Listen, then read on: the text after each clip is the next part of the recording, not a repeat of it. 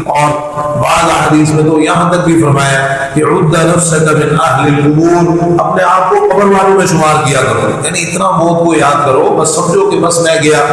और सहाबाए किराम रज़ियल्लाहु अन्हुम सबसे ज्यादा आपने जो उनकी तरबियत फरमाई वो इसी चीज पर फरमाई कि जिंदगी को बहुत मुख्तसर समझो, ये ना समझो कि बड़ी लंबी जिंदगी है, हर चीज में हर प्रोग्राम में मौत को शामिल करो। घर की मुरम्मत कर रहे थे साहबा, कहते हैं कि हम छप्पर हमारा कमजोर हो चुका था, गिरने के करीब था, उसकी मुरम्मत कर रहे थे, आप वहां से गुजरे, फरमाया क्या कर रहे हो? कहने लगे ये छप्पर कमजोर हो गया था, इसकी मुरम्मत कर रहे हैं। हालांकि आप भी देख रहे हैं कि ये छप्पर की मुरम्मत कर रहे हैं, लेकिन आप तरबियत फरमाना चाहते थे। फरमाया मेरे प्यारे साहबा करो, ठीक है ये तुम्हारी जरूरत है, यहाँ दिल नहीं लगाना, मैं तो मौत को इससे भी ज्यादा करीब समझता हूँ, मौत इससे भी ज्यादा करीब।